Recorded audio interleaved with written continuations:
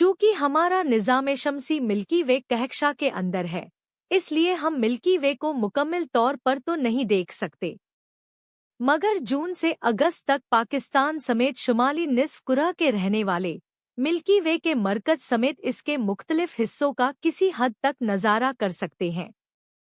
अगरचे शहरी रोशनियों और कमज़ोर नज़र की वजह से अक्सर लोग ये नज़ारा आँख से नहीं देख सकते, मगर देहाती इलाकों में मिल्की वे का नज़ारा आँख से भी मुमकिन है। आँख से देखने के लिए सिम निकालना हो तो आजकल बहुत सी ऐप रहनुमाई के लिए मौजूद हैं, मगर फल्कियाती माहिर इसे खुद से तलाश करना चाहें तो मिल्की वे का मरकज़ कंस्टेलेशन सगिटेरियस या बुर्जैकॉस और कंस्टेलेशन स्कॉर्पियोज या बुर्ज अकरब के दरमियान वाक़े है।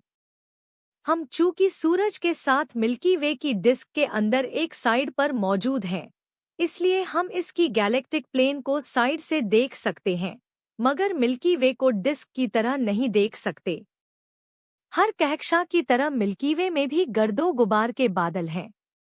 इसलिए खाली आँख से हम गर्द के अंदर मौजूद अक्सर सितारों को नहीं देख सकते, मगर ऐसी बहुत सी दूरबीनें हैं जो रोशनी के अलावा इलेक्ट्रोमैग्नेटिक वेव के दूसरे स्पेक्ट्रम पर काम करती हैं। वो मिल्की वे के मरकज का अंदर तक नज़ारा कर सकती हैं,